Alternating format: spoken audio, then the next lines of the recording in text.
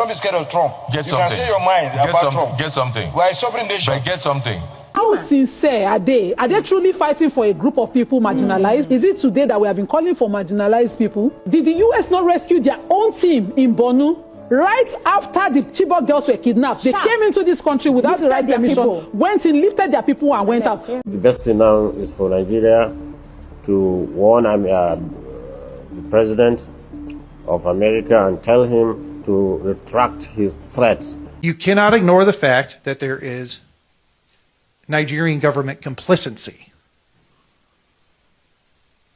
with these attacks. You saw some of our journalists in the documentary. Cows are not citizens of Nigeria. So the cows are not citizens of Nigeria. You didn't get what I said. They use choppers. They procure arms exactly the same way as our military were doing in the South. They give them. And let's talk about this whole case again. You know, I'm trying to follow this case of Donald Trump coming to Nigeria. You know, recently, China released a statement saying that America don't have rights to interfere in Nigeria or anything that is going on in Nigeria because Nigeria is a sovereign nation. So I see some people say, yes, too powerful country. China, do you know why they are not defending Nigeria? Because their people are in the forest. They are in the forest mining your gold, in the forest mining your diamond. And you think that that kind of person will want America to come to the country and stop Fulani herdsmen? They use choppers. They procure arms exactly the same way as our military were doing in the South. They give them arms. They use choppers to come and cut away the gold.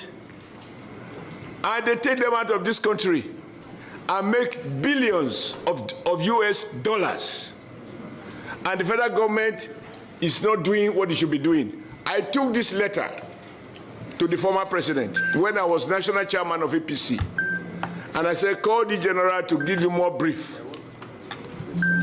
In fact, what is happening or what subsequently happened in that part of the country was exactly what the general told me was going to happen.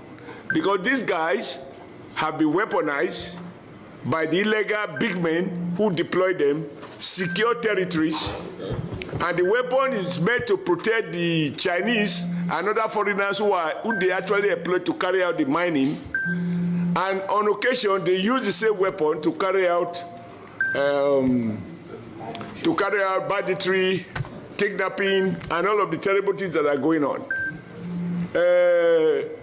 Chief of Committee Chairman of Defense Staff, tell the defense I said so. That some retired military officers, army officers are involved in it. The day we can't tell the truth, this country cannot flourish. We can't change our, when it affects our people, we are at our best.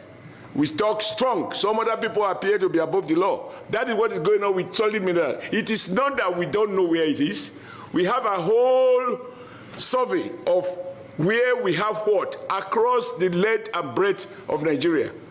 We also know, everybody complaining about certain people from certain nationalities. How they got here, even as we are talking now, they are doing those illegal mining. And those guys are getting richer when Nigeria State is getting poorer. But we carry the consequences of banditry, kidnapping, and that which this on illegal armed men, which they equip. Sir, who can afford to buy a chopper to land in an illegal mining site, cut away gold, return to Sediti, and then on the way to airport, bam, take them out of the country? This is happening. So I agree with you, but my position is that we shouldn't, as senators, be lamenting. As senators, we should fix the problem. We should tell the executive, you must deploy exactly the same force that you deploy against illegal oil bunkering. That same force should be deployed to deal with criminals who are money. When I say criminal, it can be a retired general, it can be a retired permanent secretary, it can be a retired trade unionist or a retired labor leader. Whoever is involved, they should be dealt with. Let Nigeria see that we are not condoning this. We are not lamenting what is going on. You know, when you have a country of people who are above the law because they are supposed to have served the country and they have retired. The way people are taking this whole case, it says that they don't understand what Donald Trump said. Especially this particular lady from TVC. TVC, you never see them condemning anything that APC government did or the things that they are doing. They will never call, you will never see them. They will rather be talking about whiskey than Davido than to talk about matter arising that concern Nigeria. I want you guys to listen to this gullible woman, what she said in this particular video from TVC. We'll be right back. I'm not saying there are no insecurity. It is too much to ignore. But to have one president just wake up one day without even engaging our president on this, no phone calls. Who even says that we have treaties that permits the US to come into our country unaided without permission? Are we not a sovereign nation anymore? That was the question. The fact that we do not have their military might doesn't give the US that right to just declare war on our land. How sincere are they? Are they truly fighting for a group of people marginalized? Is it today that we have been calling for marginalized people? Did the US not rescue their own team in Borno right after the Chibok girls were kidnapped? They came into this country without the right permission, went in, lifted their people and went out. Who are the owners of the helicopters landing in our very, very resourceful sites, taking away resources unabated in this country? Is it not for the lack of our military might that we could not have confronted those people? When we sought their help, when we felt helpless and sought the help of international countries, nobody came. It is sad that we are thinking somebody will come, including Saudi, for those of you who think this is a religious issue. Right now, Sudan is the way it is. Are you following Sudan at all? We have countries in Africa completely wiped out because of their resources. Congo, right now, what are they doing in Congo? Have somebody responded to the death happening in Congo? I pray for Africans because we really need that help. Nobody is coming to save us. But if they will just leave us to manage our resources, can they stop colonizing and neo-colonizing us? We have not been able to join the Security Council in the UN till date. No African country is membership there. Every year at the General Assembly, we have African countries showing up asking because we want to truly be sovereign. Now you're listening. I also want you guys to listen to the debate between the Senate President Godswill Akpabio and the Secretary from the Senate. I'm not afraid of Donald Trump. Who is Donald Trump? I dare you, Donald Trump. Donald Trump. I just want you guys to listen. Don't be scared. I can see. I said I'm not scared of Trump. I will say my mind. I'm a Nigerian. Nigeria is a sovereign nation. I'm a parliamentarian. I'm a the president. I can speak on behalf of Nigeria. I'm not scared of Trump. But do not allow others to speak for you. Don't be scared of Trump. Get you something. can say your mind about Trump. Get something. We are a sovereign nation. But get something. Don't allow people to ascribe what you did not say to you. Did you wrong, but you didn't say it. That's correct. You didn't say it. Yes. But what I'm you saying say, is that you shouldn't be scared of saying anything. No. If you want me to say it now, I will say. We are not scared of Trump. I will say, but then listen. We are a sovereign nation. We are not scared of Trump. Clark, please delete what the Deputy Senate President has said. He spoke out of tune.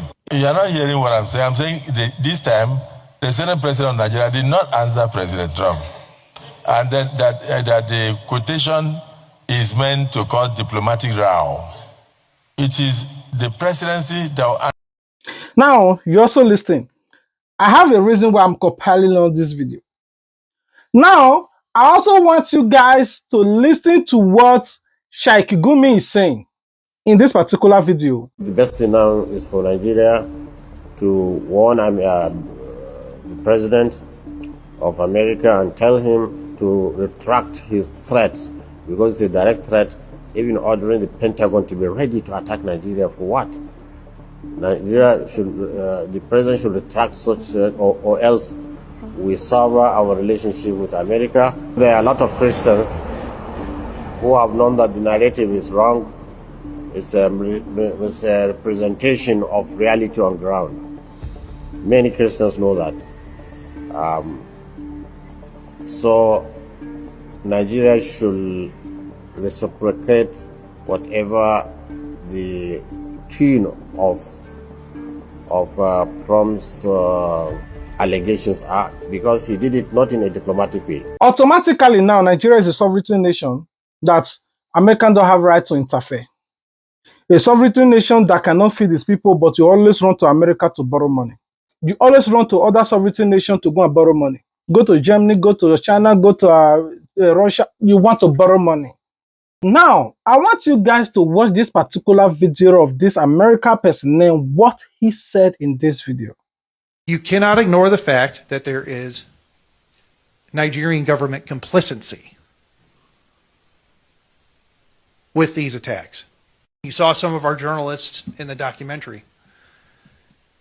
We wanted to be an organization that tells the truth about what's happening in Nigeria, hence truthnigeria.com. I want to just kind of let everybody know and help you understand how Nigerian news works. If a Nigerian government official does not call for a news conference, the event did not exist. So in order for the narrative to get to the mainstream media, get picked up by Al Jazeera, get picked up by CNN, everything else, it comes from a Nigerian government source. From the very beginning, they determine the narrative. The reporters regurgitate the government narrative. We decided to be a voice and try to help change that paradigm and created Truth Nigeria to document what is actually happening. How many of you guys know that there were 10 Christians killed in Kaduna just the other day? How many of you know that there were 30 Christians killed in Plateau just a week ago? How many of you know that besides the 280 Christians that were killed in Yellowwater on June 13th,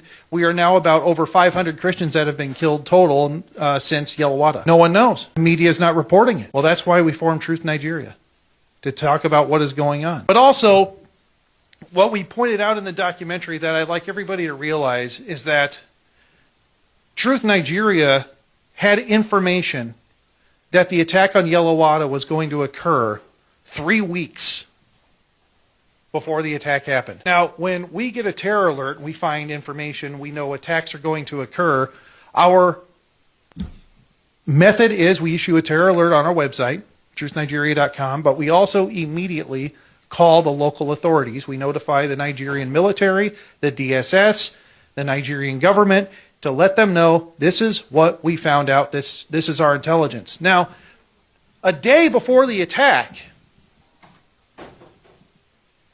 we got word that there's movement happening. They are mobilizing, and they are coming for Yellowwater. So the day before, our team notified the government, the local authorities, the army, the police, and said, hey, there's movement, they're coming, watch out.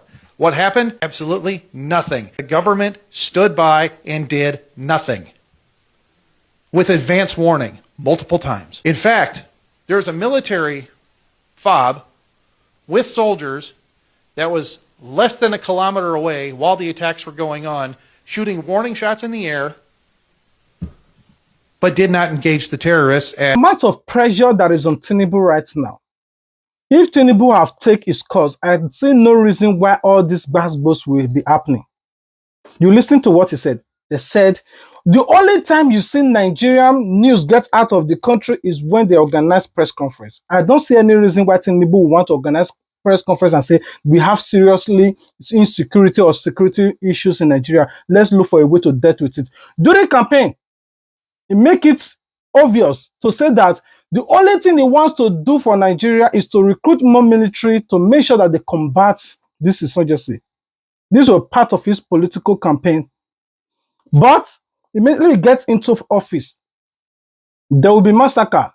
Unfortunately, Tinubu would rather travel to France to go and enjoy himself rather than to think of the insurgency that is going on in Nigeria. You will never hear him say anything or address the country. Even when there were protests, Tinubu refused to talk about it. This is him now giving order. We want to combat this insecurity. The problem that I have with Nigerian government is simple. How would a country like Nigeria will stand firm? I'm just saying, country like Nigeria will not stand firm to say that if you arrest bandits, is a crime. That is where I came in. Everybody saying, now America, now they fuel this insecurity. Now America, now they weaponize Fulani herdsmen. Oh, I agree. America, now they drop a helicopter from Nigeria forest. Oh, I agree. But why is it that once Nigeria soldiers arrest this Fulani, automatically, not be America again will come to in charge you guys will not free them? Was America the one that makes you people to make a peace deal with bandits? Or is America the one that told you people to live peacefully with these bandits, that the bandits will not move about in Nigeria?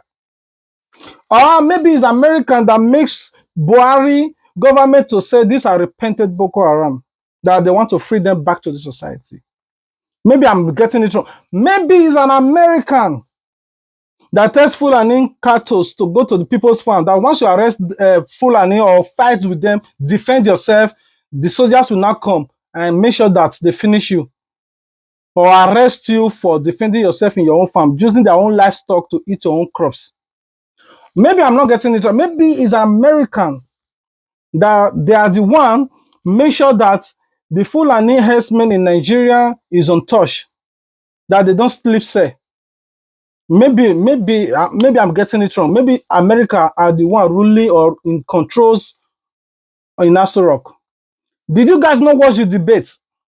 Maybe it's an American man, maybe just a black Hausa, but American man. Telling the Senate president that we don't have right to touch cows, that cows are citizens of Nigeria. They have rights to move about anywhere they want to go. In case you have not watched it. But I'm against the idea of restricting movement of Nigerians from one state to another. No, that would not happen. Let me make a point before you can rule. I am interpreting the section for you. Yes. The section refers to every citizen. Yes. Cows are not citizens of Nigeria. So, Mr. President, cows are not citizens of Nigeria. You didn't hear what I said. No, that would not happen.